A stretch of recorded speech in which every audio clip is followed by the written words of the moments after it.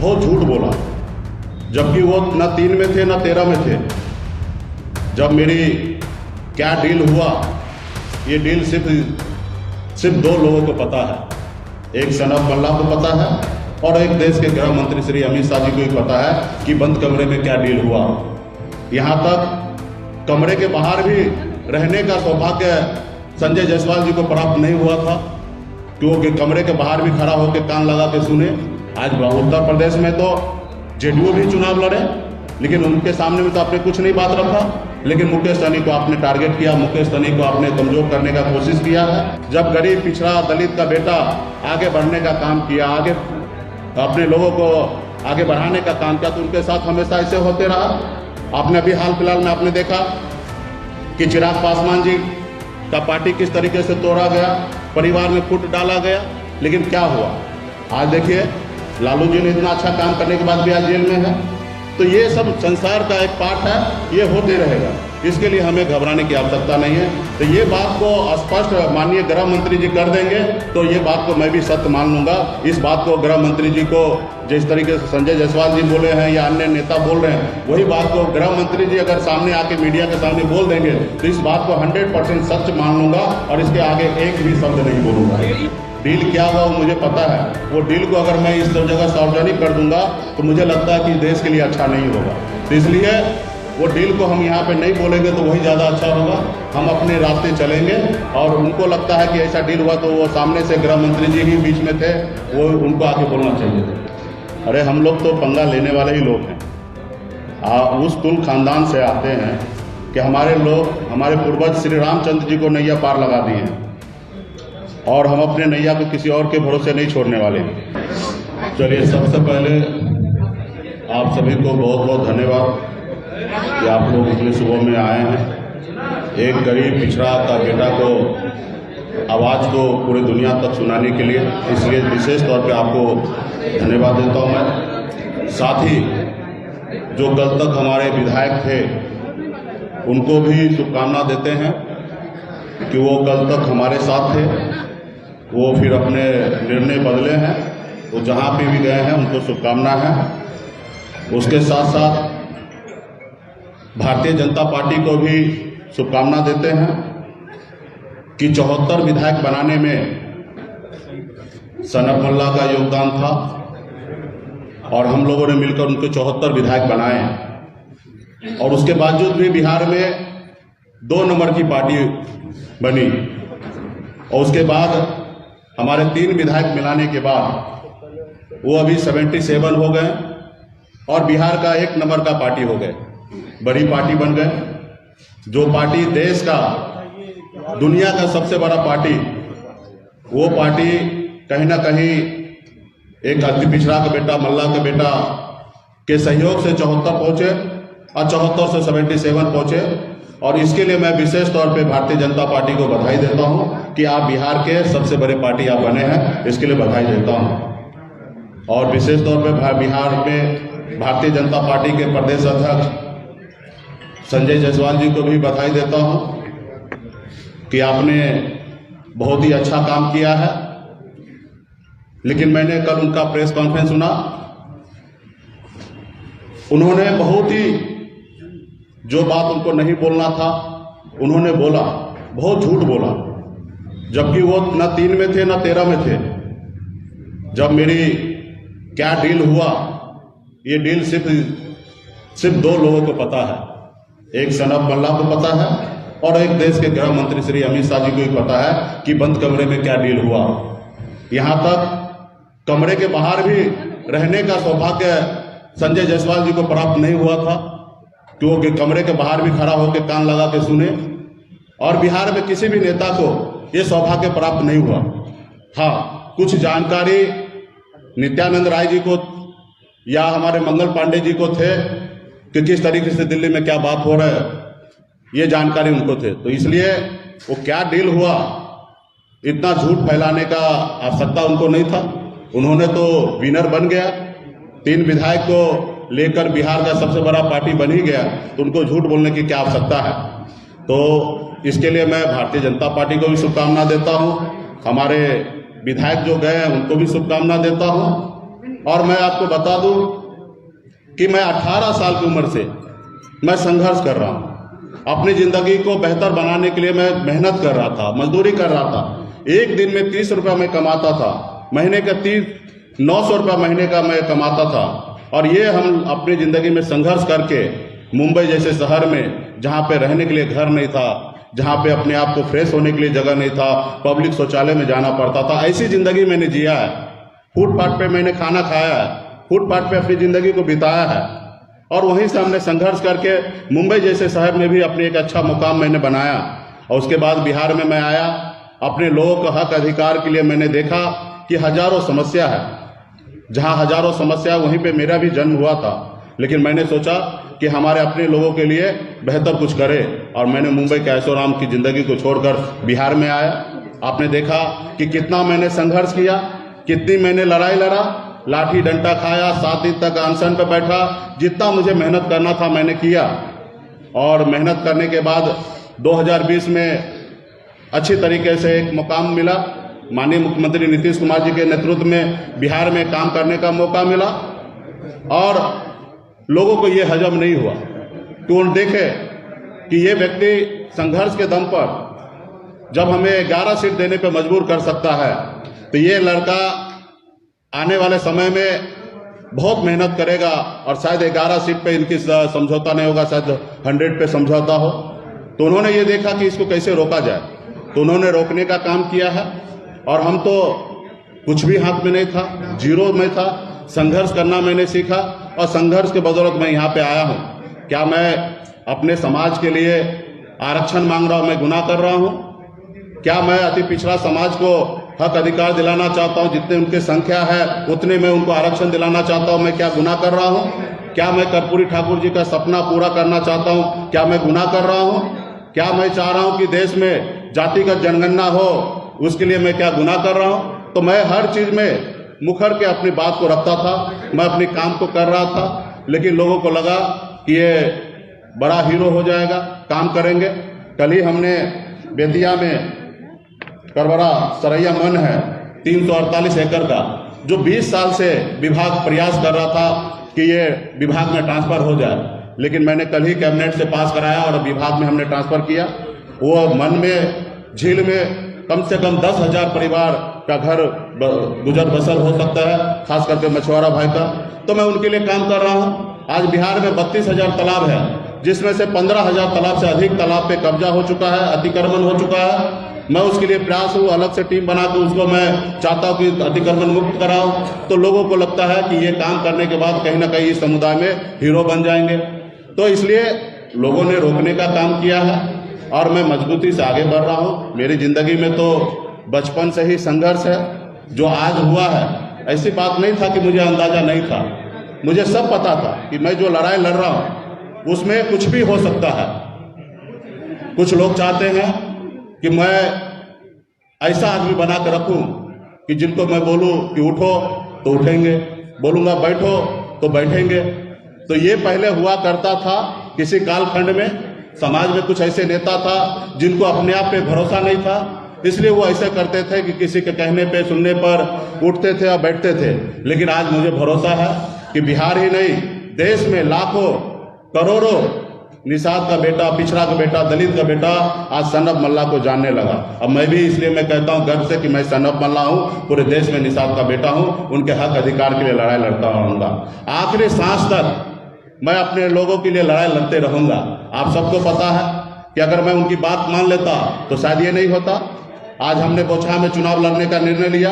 आप सबको पता है कि गठबंधन में वो सीट हमारा था। जब सीट अगर हमारे स्वर्गीय विधायक जी का निधन हुआ तो निश्चित तौर पर वो सीट खाली हुआ, और उसका पहला अधिकार वीआईपी का होना था। लेकिन उन्होंने नहीं किया, उन्होंने अपने मन से अपने प्रत्याशी का नाम का घोषणा कर दिया।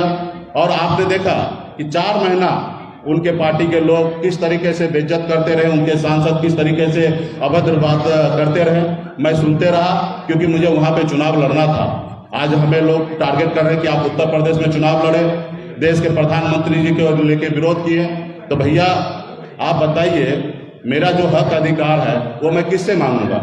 मैं अमेरिका में जाके मांगूं, या मैं राहुल गांधी जी से मांगूं, देश के प्रधानमंत्री नरेंद्र मोदी जी हैं, उनको लगता है कि वो प्रधानमंत्री जी उनके हैं, लेकिन उनको ये नहीं पता है कि देश के प्रधानमंत्री जी पूरे 140 करोड़ देश के जनता का प्रधानमंत्री है और हमारे भी प्रधानमंत्री हैं। और हम अपने प्रधानमंत्री से अगर जो हमने सोचा था, जो हमारे समाज का हक अधिकार है, वो हम उनसे नहीं मांगे तो किनसे मांगे। आज बंगाल में निषाद को आरक्षण मिल रहा है, दिल्ली में आरक्षण मिल रहा है, लेकिन बिहार में या उत्तर प्रदेश झारखंड में नहीं मिल रहा है, तो ये सवाल मैं किनसे करूंगा। आज उनसे मैं मांगने का काम किया तो उनको लगता है कि ये गलत किया। आज उत्तर प्रदेश में तो जेडीयू भी चुनाव लड़े, लेकिन उनके सामने में तो आपने कुछ नहीं बात रखा, लेकिन मुकेश सहनी को आपने टारगेट किया, मुकेश सहनी को आपने कमजोर करने का कोशिश किया है। तो खैर, आपका जो निर्णय था आपने लिया है। अभी हमें बिहार में बिहार के जनता के लिए, लोगों के लिए काम करने का मौका मिला है। मैं काम करते रहूंगा और आगे बढ़ते रहूंगा। जब तक मेरे शरीर में सांस रहेगा तब तक मैं अपने समाज के हक अधिकार के लिए, अति पिछड़ा के लिए लड़ाई लड़ते रहूंगा। किसी के सामने में कभी नहीं झुकूंगा, चाहे दुनिया का कोई भी ताकत क्यों ना हो। हाँ, कंधे से कंधे मिला के चल सकता हूं। अगर चार बात अगर आपका मानता हूं तो चार बात आपको हमारा भी मानना पड़ेगा। अगर आप कहेंगे कि मैं शहंशाह हूं, तो मैं इस दुनिया में, इस धरती पर किसी को शहंशाह मानने के लिए तैयार नहीं हूं कि आप चाहे वो जो कर सकते हैं, आप स्वतंत्र हैं वो सब चीज करने के लिए। तो इसलिए आज जो हुआ है ये कोई बड़ा घटना नहीं है, ये सामान्य घटना है। ये संसार में हमेशा होते रहा। जब गरीब, पिछड़ा, दलित का बेटा आगे बढ़ने का काम किया, आगे अपने लोगों को आगे बढ़ाने का काम किया, तो उनके साथ हमेशा ऐसे होते रहा। आपने अभी हाल फिलहाल में आपने देखा कि चिराग पासवान जी का पार्टी किस तरीके से तोड़ा गया, परिवार में फूट डाला गया, लेकिन क्या हुआ। उससे पहले आपने देखा कि हमारे बिहार के मुख्यमंत्री श्री नीतीश कुमार जी, उनकी पार्टी अरुणाचल प्रदेश में 6 विधायक ले लिए। फिर क्या हुआ, तो ये विधायक पार्टी नहीं बनाया, पार्टी ने विधायक को बनाया। पार्टी में लोग आते जाते रहेंगे, हमारे विचारधारा से पार्टी आगे बढ़ेगा और जिनको एक्सेप्ट होगा वो पार्टी में हमारे विचारधारा से चलेंगे, जिनको नहीं एक्सेप्ट होगा वो अपने रास्ता अलग बनाएंगे। तो वैसे लोगों को भी शुभकामना देते हैं कि थोड़ा पेशेंस रखिए, ईमानदारी के साथ रहिए। आपको जो जनता ने आपको चुन के भेजा है उनके ऊपर भी आप भरोसा रखिए। यही नहीं है कि आपको नेम फेम पावर मिल जाए, वही चीज है। आज मैं चाहता तो चैन से जिंदगी जीता, लेकिन मैंने ये नहीं चुना, मैंने संघर्ष का रास्ता चुना। अब मेरे हाथ में था ही क्या, जो मैं खो गया। कल फिर 4 बनाया, फिर 40 बनाएंगे। लोगों का भरोसा अगर हम पे जो रहा तो निश्चित तौर पे हम अपने कामयाब होंगे। तो इसलिए इससे मैं ज़्यादा भयभीत नहीं हूँ, चिंतित नहीं हूँ। अभी मेरा लक्ष्य है कि बोछा में मजबूती से हमारा जो जनाधार है, जो ताकत है, उसको लगाकर बोछा सीट पर लड़ेंगे और जीतेंगे। अब बाकी जिंदगी में जो कठिनाई अभी दिख रहा है आप लोगों के सामने में, इससे बड़े बड़े कठिनाई को हमें सामना करना पड़ेगा। आज देखिए, लालू जी ने इतना अच्छा काम करने के बाद भी आज जेल में है। तो ये सब संसार का एक पार्ट है, ये होते रहेगा। इसके लिए हमें घबराने की आवश्यकता नहीं है। इसलिए आप लोगों ने एक गरीब पिछड़ा का बेटा को आवाज को देश दुनिया में पहुंचाने के लिए आप लोगों ने हमारे साथ यहाँ पे उपस्थित हैं, तो आप सभी को इसके लिए मैं धन्यवाद देता हूँ। कुछ विशेष अगर आपको बात रखना है, पूछना है, तो मैं शांति से जवाब दूंगा, लेकिन कृपया करके एक एक करके पूछेंगे तो मैं अच्छा रहेगा। जी, मुकेश सहनी जी, मंत्री पद आप आगे पार्टी से विधायक रहे राजू सिंह ने कहा कि आप कारोबारी तरीके से पार्टी चला रहे थे, जो उन्हें मंजूर नहीं। ठीक है, उनका विषय है, उन्होंने एलिगेशन लगाया। लोग एक हमने बचपन में कहानी सुना था कि लंगूर है ना, अंगूर के पीछे भागता है। अंगूर मिल जाता तो उसके लिए अच्छा होता है, नहीं मिलता तो खट्टा है। जब विधायक बने थे तभी वो उसको मेरी विचारधारा अच्छा था, सारा चीजें अच्छा था, और अभी कल नहीं है तो 50 तरह के एलिगेशन लगाएंगे। इससे घबराना नहीं है। कल तो भारतीय जनता पार्टी के प्रदेश अध्यक्ष ने कहा कि हमारा विधायक है, तो उन्होंने प्रोजेक्ट किया, और उससे पहले उन्होंने कहा कि हमने यहाँ से ये किया। तो ये सारी चीजें, तो जब इस धरती पर सीता माता के ऊपर भी आरोप लगा दिया, उन्हें भी अग्नि परीक्षा देना पड़ा, तो मैं कौन सा खेत की मूली हूँ। तो इस तरीके से चीजें होते रहेगा। आगे मंत्री पद बरकरार रहेगा या फिर इस्तीफा देंगे आप? देखिए, मंत्री बिहार में बनाने का काम माननीय मुख्यमंत्री नीतीश कुमार जी ने किए हैं, और उनका विशेष अधिकार है कि इनको मंत्री रखना नहीं रखना, ये अधिकार उनके क्षेत्र में है। वो जो निर्णय लेगा वो उस निर्णय के साथ मैं रहूंगा। माननीय मुख्यमंत्री जी जो भी निर्णय लेंगे उन निर्णय के साथ रहेंगे। इसकी जवाब आपको माननीय मुख्यमंत्री जी देंगे। नैतिकता के आधार पर आपको इस्तीफा दे देना चाहिए। देखिए, हमारे विधायक कही गए, यही स्पष्ट हो रहा है, विधायक भी यही बोल रहे हैं। तो वो गए क्योंकि हमें तो अपने समाज के गरीब लोगों के हक अधिकार के लिए लड़ाई लड़ना, उनके लिए काम करना। अगर मैं कल मंत्री नहीं रहता तो 348 एकड़ का जलकर आजकल हमारे विभाग में ट्रांसफर नहीं होता। कल ही कैबिनेट हुआ, तो आज उससे 10,000 परिवार का घर चलेगा। तो मैं ऐसा कोई काम नहीं करना चाहता हूं जिसमें हमारे समाज का कोई ब्रेक हो। बाकी रहा कि जो लोग, कुछ लोग तो सोचते ही हैं इनको हटाएंगे, कुछ लोग तो चाहते हैं इसको रास्ते से हटाएंगे, तो वो लोग तो काम करने दीजिए, कुछ काम तो उनको भी छोड़ दीजिए ना।